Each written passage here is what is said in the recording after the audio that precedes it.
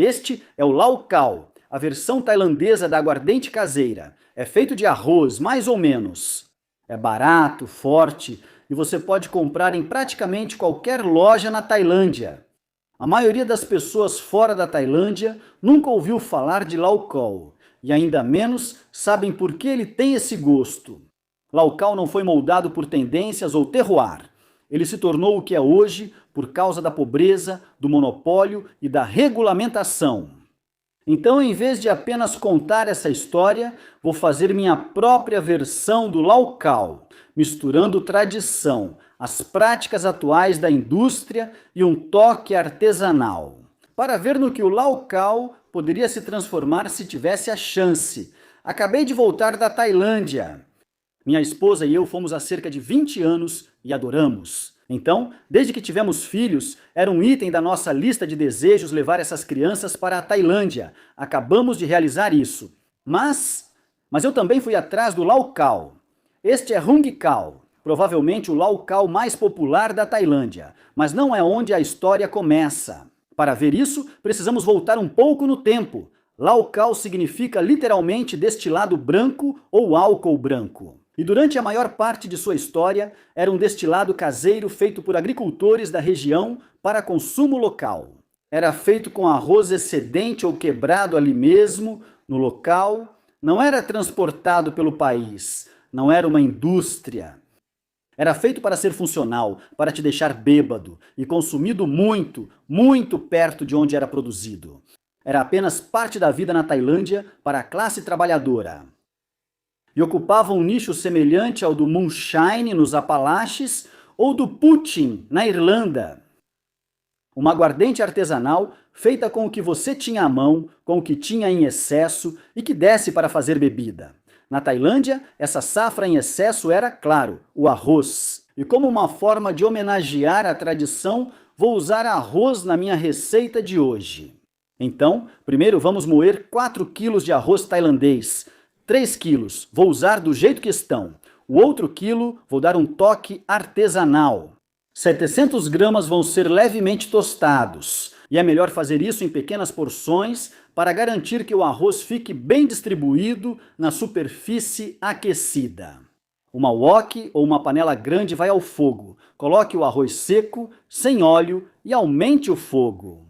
Deixe descansar por alguns segundos e depois mexa. Você precisa ficar de olho nisso. Você não quer queimar o arroz no fundo da panela. Primeiro você vai notar a textura. A superfície do arroz vai começar a mudar.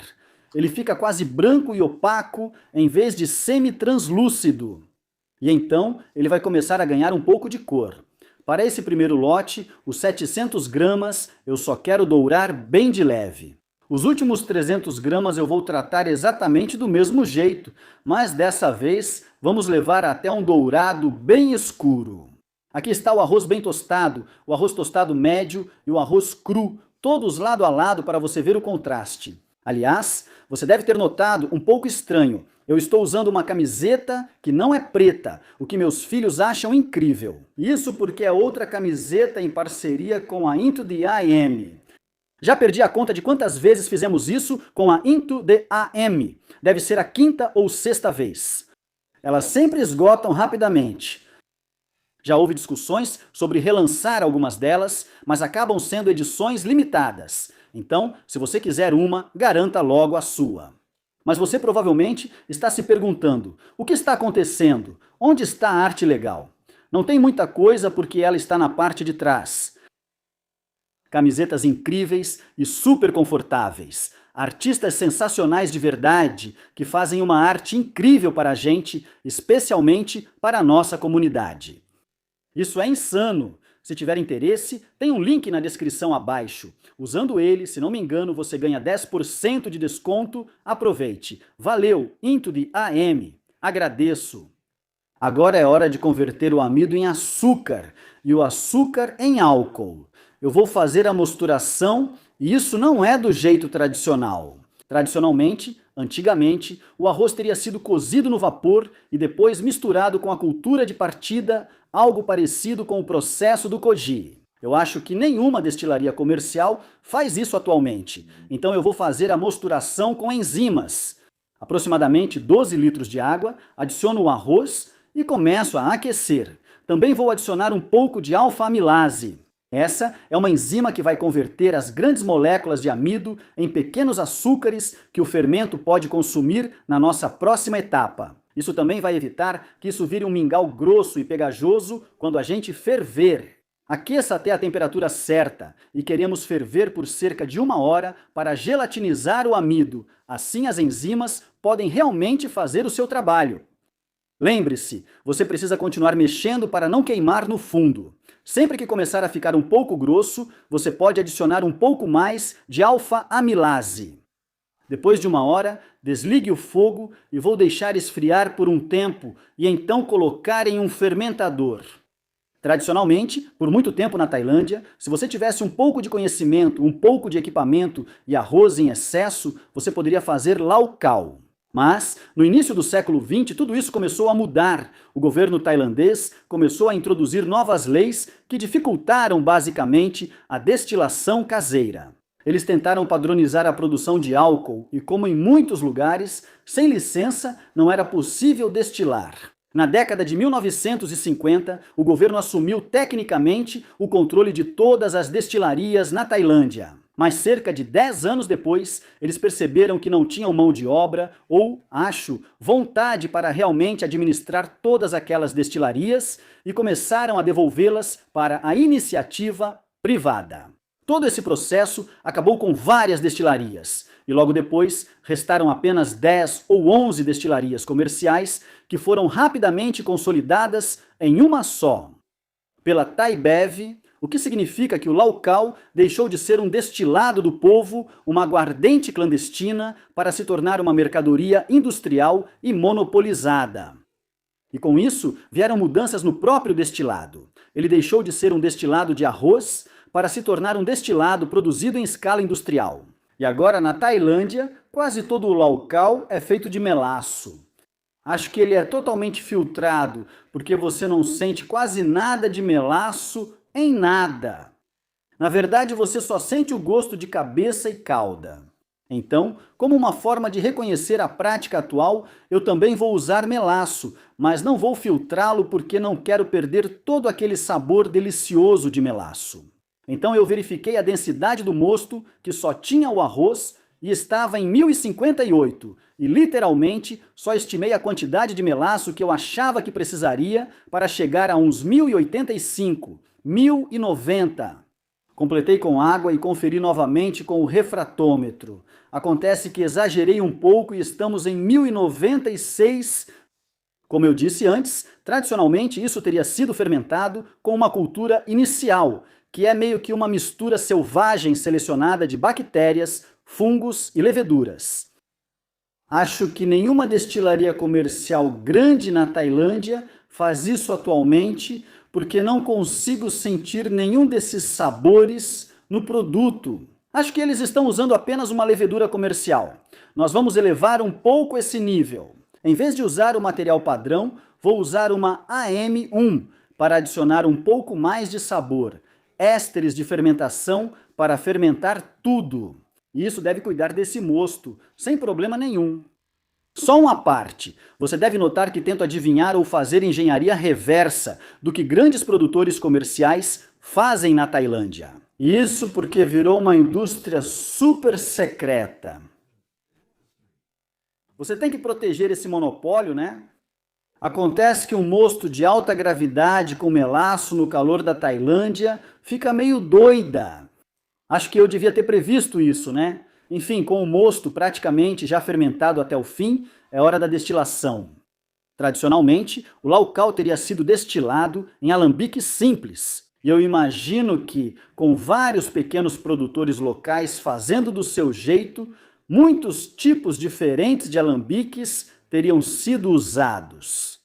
Hoje em dia, no entanto, comercialmente, minha melhor aposta é que eles estão usando ou alambiques de coluna, ou, possivelmente, até mesmo sistemas de destilação contínua. Eu vou optar por algo intermediário e usar o alambique versátil disponível no chasethecraft.com com 3 pratos. O mosto é filtrado para dentro do alambique. Vou aquecer tudo com gás, levar até a temperatura certa. Mantenha o condensador de refluxo funcionando e não retire nenhum produto do bico por cerca de 5 minutos para deixar equilibrar e então, lentamente, diminua a água que entra no condensador de refluxo. Até começarmos a coletar pelo bico. Certo, Cortes? Esse é um ponto importante com Lau-Cal. Mais uma vez, tradicionalmente, eu acho que várias pessoas diferentes estariam fazendo suas próprias coisas. Acho que, honestamente, tradicionalmente teria sido um pouco mais limpo do que agora. Porque agora, a maioria das Lau-Cal realmente populares são super intensas nas cabeças e caudas. A ponto de eu realmente suspeitar que eles estão reciclando resíduos de bebidas alcoólicas de preço mais alto no Lau-Cal. Então, mais uma vez, vou meio que ficar no meio termo. Vou fazer os cortes, mas só vou cortar cerca de 1/3 do que normalmente cortaria das cabeças e das caudas, deixando todo o resto para ir para o produto que estamos fazendo. A maioria dos entusiastas de destilados artesanais classificaria a maior parte do Lau-Cal como tecnicamente terrível, mas os bebedores regulares de Lau-Cal, na verdade, passaram a amá-lo pelo que ele é. As coisas estão começando a mudar um pouco na Tailândia, com as regulamentações e restrições sendo um pouco flexibilizadas. Eu espero que vai haver mais destilarias fazendo diferentes versões, tanto de destilados tradicionais quanto internacionais, dentro da Tailândia. Como este aqui. Este é o Lau-Cal feito pela destilaria com a qual eu estava trabalhando na Tailândia. Ainda é super barato, ainda é super acessível e fácil de encontrar. Tecnicamente, ele é muito melhor do que os outros Lau-Cal disponíveis na Tailândia. Obviamente, você sabe, eu posso estar sendo um pouco tendencioso aqui. E por causa dessa pequena mudança na indústria na Tailândia, eu realmente estou muito animado para ver o que vai acontecer nos próximos 5, 10, 50 anos na indústria de destilados na Tailândia. Eu acho que há potencial. O que me leva de volta ao Lau-Cal que eu fiz na Tailândia. Eu trouxe uma garrafa para casa para provar aqui. Ainda é descaradamente forte e ardente, com um leve toque daquele aroma de final de destilação. O plano era fazer algo que fosse um pouco familiar para quem realmente bebe Lau-Cal.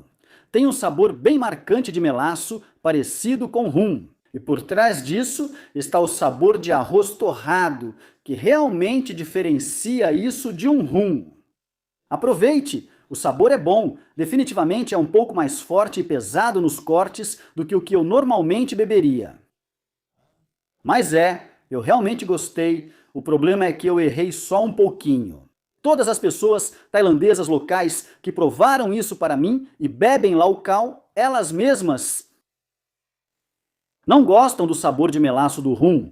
Na verdade, a opinião foi praticamente unânime. Todo mundo disse que sim, era melhor do que os Lau-Cal populares atualmente na Tailândia, mas não era tão bom quanto o Sun Lau-Cal que mostrei para vocês antes. Um momento de aprendizado no sentido de entender o público-alvo antes de sair fazendo as coisas, eu acho. O que levanta a questão, após ver tudo isso, você já recebeu algum feedback? O que você faria para mudar, evoluir, para levar Lau-Cal a outro nível? Te vejo na próxima vez. Continue correndo atrás. Até mais!